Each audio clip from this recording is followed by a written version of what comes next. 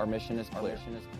To provide the highest quality big game Arizona hunts while exploring the natural beauty of Arizona season after season.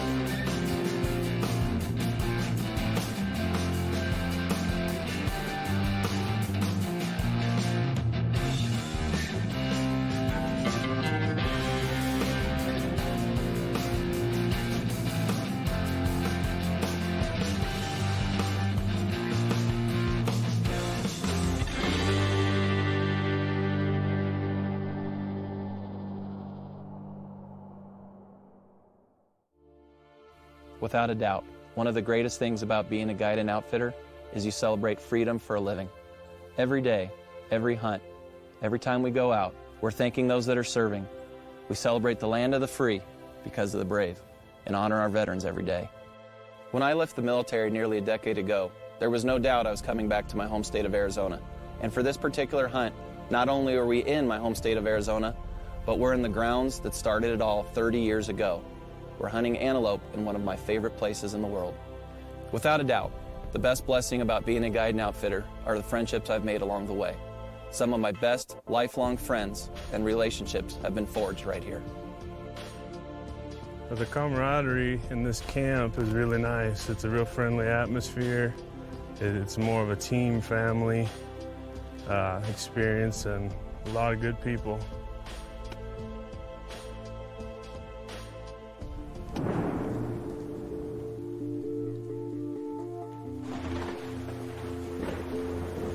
It's just the outdoors in general for me. I've just enjoyed being here and observing animals and the calming feeling you get when you're in the wilderness. And when I'm not here, it's all I think about. It comes in a close second to family. Our roots, family roots, are very deep in hunting. It's just been something passed down from generation to generation. One of the best things about being an outfitter is that the woods are your office. Whether it's the great meals, the campfire, or the camaraderie of new friends, it all starts with a great base camp. It's just a really nice place to be, and I've always enjoyed it. It takes me back. Like I said, it's very deep in the family. This location that we're actually in, our roots were kind of anchored here as kids. It was a place that Dad really enjoyed, and he always took us and family up for camp trips or hunting trips. And just, you find your peace out here. It's very peaceful. It's a nice break from the everyday bump and grind. I've been hunting my whole life, at the age of about 10 or 11 years old. That's what you have to be in this state to be able to hunt. Well, more than an obsession, it's a lifestyle. It definitely is something you think about every day. It's where you desire to be every day. It's a feeling you can't find doing anything else. This is a great opportunity. I really enjoy the time that I get to spend with my brother and family in particular, but we've always made a great team hunting. We work well together, and I really look forward to spending more time doing it together. We're in the world's largest ponderosa pine forest here, and we'll also be hunting in cedars, pinyons, and junipers. Glassing on this hunt will be absolutely critical, and we get some of our best light at first morning dawn.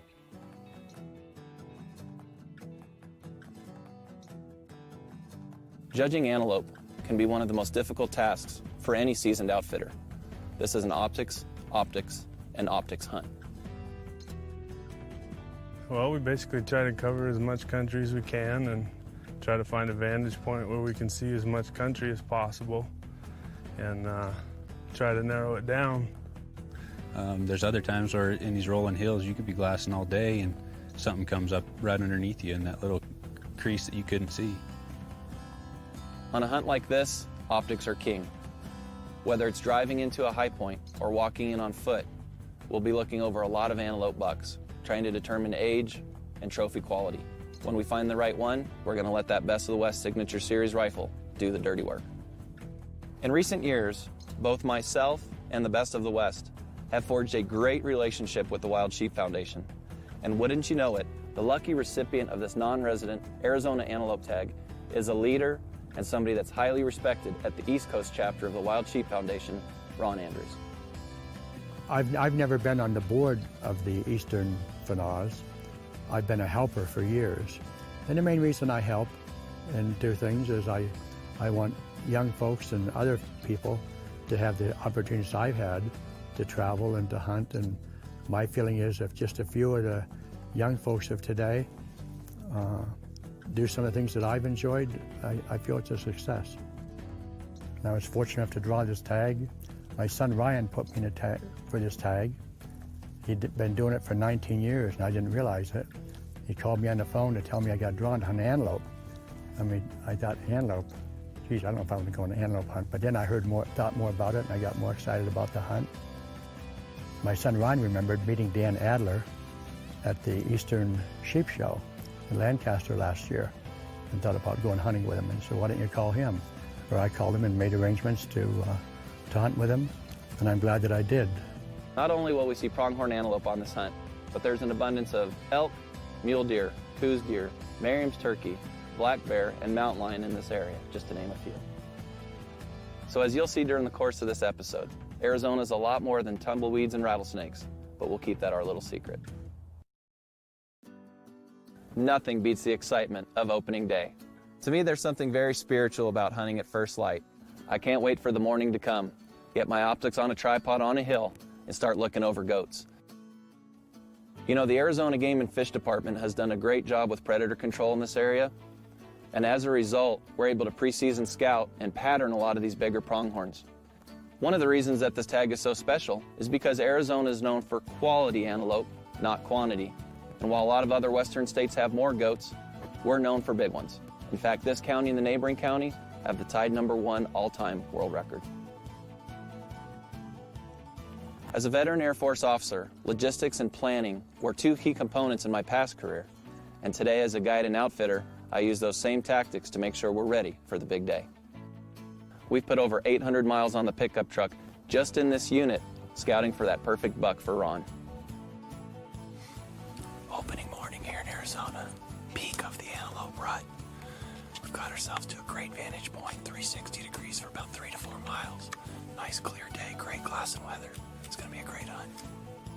One of the things I'm most excited about for this hunt and what makes it challenging is that the patterns of these bucks we've watched all summer are now thrown out the window to a certain degree because it's the rut. Another thing that makes antelope hunting so fun is they tend to be active longer into the day and get up earlier in the afternoon than a lot of other big game animals. And because we're hunting in some open country, it gives us the opportunity to see a lot of wildlife over the course of a day. So far we've seen all sorts of things. We've seen 3 or 4 bull elk and at least 2 antelope bucks, 4 coyotes, and 2 pretty nice mule deer bucks. We've only been out here for an hour, so that's pretty good.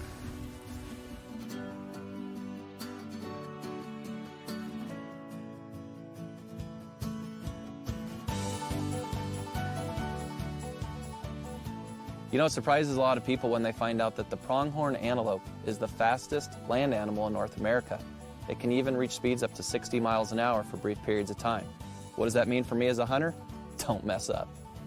This country's so deceptive. You know, when you drive through it, it looks like it's kind of flat, but when you come up here, these little coulees and little canyons that run through it, goat can pop up anytime.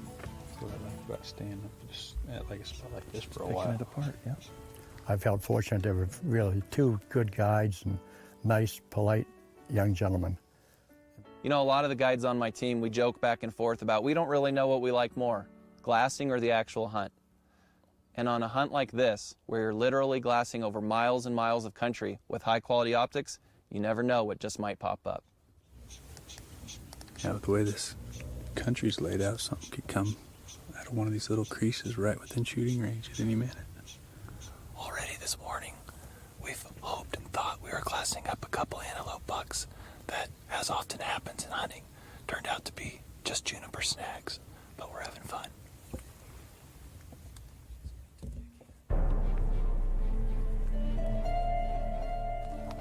Late morning here, just glassed up what looks like a hammer of a pronghorn. We're gonna go around this corner right now. We got the sun perfect.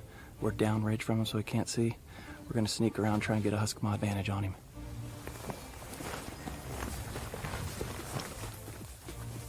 You know, one of the most amazing things about the Best of the West is behind the scenes and the hands-on individual skill and care that goes into building each of these rifles.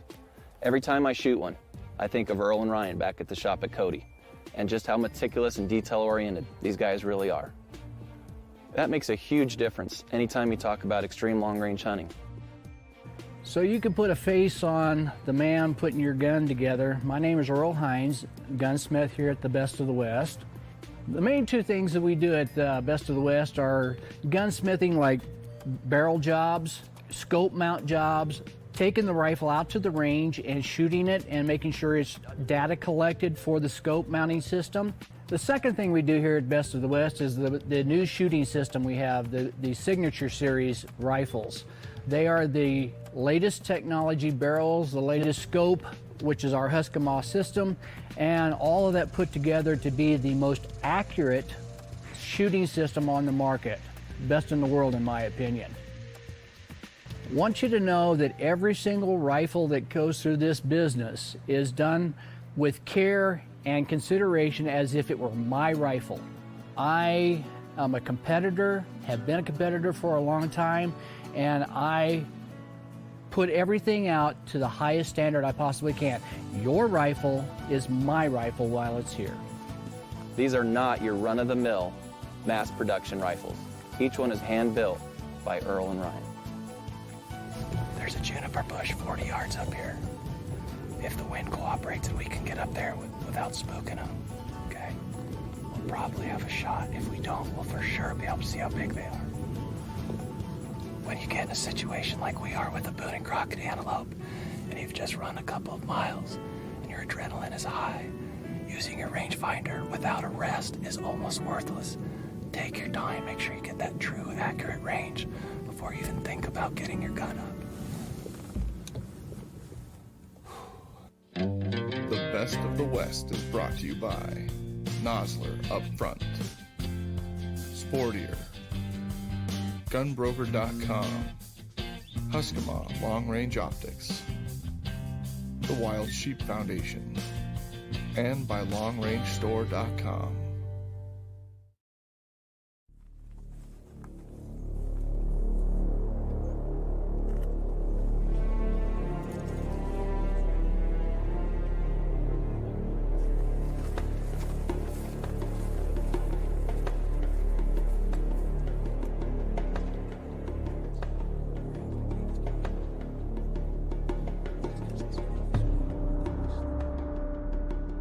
I mainly wasn't prepared because I had to lay downhill at an angle, and the antelope was running around on the side hill chasing these does around, and every time they would get focused in on it, they would take off. You know, it was unfortunate we didn't connect with that buck. The good part about not getting an antelope the first day, even though it might have been bigger, I would have lost the opportunity to hunt for the few additional days that I hunted and have the good time that I had and the hard hunting and hiking and seeing the beautiful country here I seen. You know, I was really excited about this hunt. I met Ron Andrews last year at the East Coast Chapter Wild Sheep Foundation banquet. And man, what a great guy. What a great American. And I enjoyed his company tremendously. The first couple days were just those beautiful Arizona mornings. We were fairly passive in the way we stalked these animals, using high points, ridges, and glassing at long distance.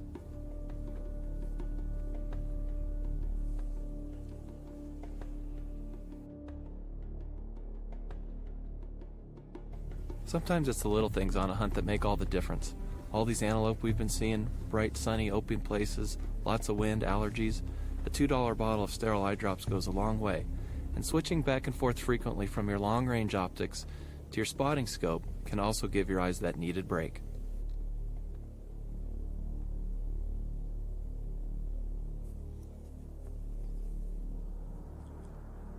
We went to a favorite place of mine I've nicknamed Goat Ridge. We found a goat at a long distance. We decided to go for it. With the weather coming, we got the decoy, we got aggressive, and down the hill we went. Well, I enjoyed the area that we hunted in. It's a little bit different than what I'm used to in Pennsylvania, especially once we got up higher where we hunted the antelope muscles up in the plateau and the more open areas. And it was not an easy hunt. Even though it's not steep side hill, it wasn't the easiest hiking. I don't want to mislead you. It wasn't the steepest, hardest hunt I've ever been on, but it was a tough hunt because you're trying to walk in these rolling hills and worrying about the lava rock. There's a lot of rocks and debris, and you have to be looking down constantly as to where you're putting every step. Most of the antelope that you see, the antelope have excellent eyesight, and reach the antelope most of the time at 500, 600, 700 yards. A lot of biologists will tell you that the eyesight of a pronghorn antelope is equivalent to about a 7-power binocular. That's why a lot of times when we're moving around in country, we'll use decoy techniques. The great thing, and what a lot of people don't know about their vision, is at close range, the pronghorn antelope can't focus very well, making it also very vulnerable for bow hunters. You know, this really is a toe-to-toe match with the pronghorn antelope. For all the money we've spent on optics to get ready for this hunt, they've already got that type of vision built in. For more information on the products featured on today's show, please visit us online at longrangestore.com or call 1-866-754-7618. Diamond Outfitters of Arizona specializes in trophy hunting for elk, coos deer, mountain lion, mule deer, and more. To book your hunt, call us at 520-730-8147 or on the web at azdiamondoutfitters.com. When we first saw this buck, we were excited, but he was over 2 miles away, and we knew we would need to get a closer look. So off the hill we went with our decoy to see if we could get within range. And after covering close to 4 miles, we eventually lost the buck. We thought the animals had maybe escaped us somehow. We thought maybe we couldn't figure out, we spotted them and we didn't see how they got out of the area. And we kept waiting and waiting, and finally Dan says, look it, Ron, why don't you sit down and relax and have your lunch or whatever you want to do, and I'll keep spotting. We set up to glass, and wouldn't you know, he popped up at 350 yards. Over his diligence, I keep looking for him and looking for him. He spotted them, there they were, and fast. There he is. Run. Run, run. Run. Get real low and crawl over here. He's right here. That antelope's right here. What do you want me to do? Turn over and real slowly just crawl over here. That goat is really close.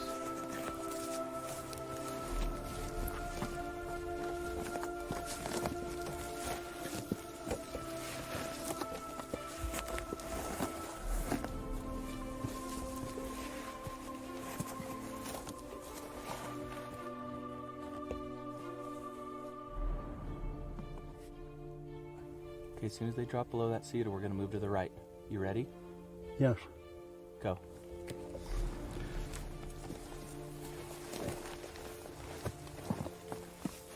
Do you see him, Ron? No, not yet. Okay. He's going to come straight at us now. He's starting to move to the right with the doe. The doe's in front. Okay, I got him. Okay, there. Just wait, Ron. Wait for him to go broadside. Okay, no shot. He's going behind the doe. No shot.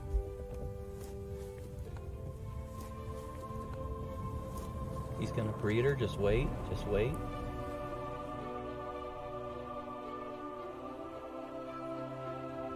Okay. Wait for him to clear. Wait for him to clear.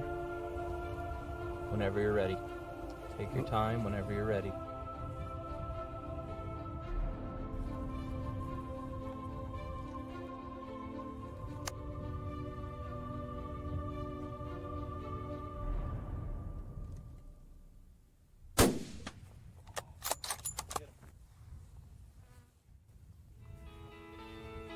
Down.